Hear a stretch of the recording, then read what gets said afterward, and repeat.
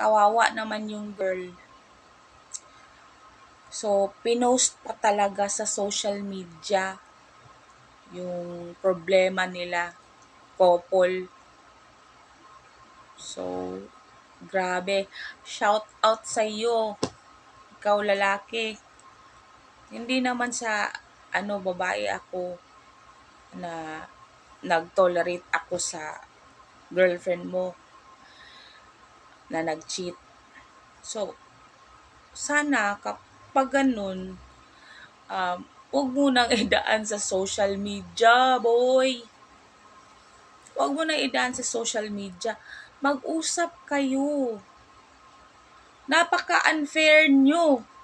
Sa totoo lang. Hindi naman sa babae ako, ako sa kanya, nagkampi ako sa kanya.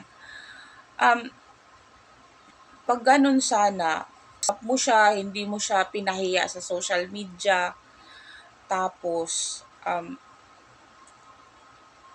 kausapin mo siya kung anong nangyari, bakit ganito, ikaw, bakit, yun nga ha, yun lang yung irarant ko din ngayon. Bakit pag yung girls yung nag-cheat, close na kaagad yung book, and na kaagad lahat, walang kung ano-ano, tapos na lahat, walang explanation. Pero pag yung boys ang nag-cheat, okay lang yan kasi lalaki naman yan. Meron pa nga na narinig ko na totoo talaga to na nangyari na nag-cheat yung husband niya kasi nasa barko. Tapos alam mo na yung mga seaman, yung ibang seaman, nag-cheat sila sa asawa nila. So, anong nangyari? Nakakuha ng sakit. So, syempre, pag uwi ng seaman, gagalawin niya yung asawa niya. So, doon nalaman ng asawa niya na nag-cheat pala yung husband niya kasi nga na anuhan din siya ng sakit. So, alam nyo anong nangyari? Kahit ganun nangyari na hawaan siya ng sakit ng asawa niyang seaman. Dahil nga, mahal niya yung asawa niya. Pinatawad niya. Ano kaya kung halimbawa, yung babae yung nag-cheat, yung asawa niya yung nag-cheat. Asawang babae. Lisudag yun kayo dahil pag Bisaya kayo niya magtagalog. Basta bala na kayo dyan. Yun nga. Ano kaya kung baliktad ang nangyari, no? Yung asawa niyang babae ang nag-cheat. Patatawarin niya kaya? Yun ang tanong, di ba? Patatawarin niya kaya? Alam niyo na, yung mga boys, mga matataas ang ego, high pride, mga ganun, di ba? So, syempre hindi. Kasi nga, di ba, ang mga boys ayaw nila na sila yung nalamangan. Gusto nila sila yung manlamang. Sorry boys ha, pero mostly talaga ganyan kayo. Sorry ha. Pero kapag yung babae na ang nag-cheat, as in, na lahat, putol na talaga lahat, wala, close na ang book. Basta yung sinabi ko kanina na wala na talaga, walang explanation, wala.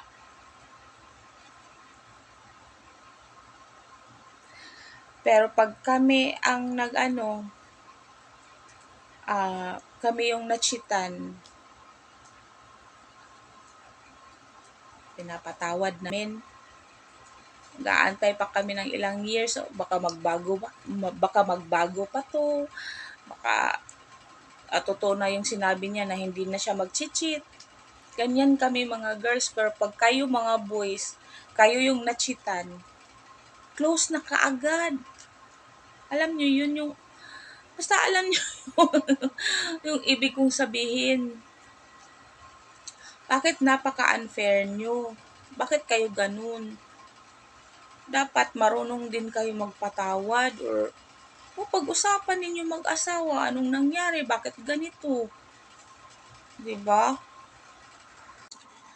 Doon kasi sa video na nakita ko nung nag-trending, pinahiya niya pa yung babae, tapos yun nga, hindi man lang na kinausap niya na ano, explain mo nga to, 'di ba may mga screenshots nandun. Tapos hindi alam ng babae na binibidyohan siya. So, kung ganon sana, kinausap niya yung babae. Paki-explain to. Ano to? 'Di ba? Hindi yung ipopost pa sa social media, pinahiya pa yung babae. Yung trauma na binigay mo, boy, forever yan. Forever yan. Siguro mag-cause pa yan ng ano, ay wag lang sana magpakamatay or ano. Hindi mo sana ginanon. Kinausap mo sana, naging lalaki ka sana. Sa araw na yun, kinausap mo ba? Kausapin mo. Mag-usap kayo. So, depende kasi yun sa lalaki. Iba-iba kasi yung ano ng mga lalaki. Pero mostly talaga, yung mga lalaki, ayaw nila talaga malamangan. Kaya ganun. So, sorry mga boys pero totoo naman talaga pag yung babae na ang nag-cheat, wala na, ano na talaga, close na talaga lahat, close the book na talaga lahat. Pero pag kami yung nachitan, kami yung mga babae na chitan, ilang years pa na ano, yung patatawarin namin, kung ganun, bigyan pa ng chance, ilang chance. Tapos umabot pa ng ilang years. Pero kayo, agad-agad talaga. Woo! So, yun nga. Unfair talaga, unfair. Kasi alam nyo guys, na-experience ko yan. Nalaman ko na nag-cheat yung partner ko dati. Tapos, kasi nga mahal ko, mahal. Ilang years ko pinatawad. Tapos nag-expect pa ako na baka magbago pa to, yun nga. Pero, wala. Tinanggap ko lahat. Yung mga pagkakamali niya, yung mga the way he treated me like ano. Basta ayaw ko ano dito kasi ayaw ko din na mapahiya siya. So, and para din sa iyo ano, ikaw girl, yung nag-cheat, mag-explain ka din bakit nangyari yun. So, yun lang talaga guys. Dapat mag-usap lang talaga kayo, couple. Kung love nyo talaga ang isa't isa. Kung gusto nyo pa i-save yung relationship, mag-usap kayo.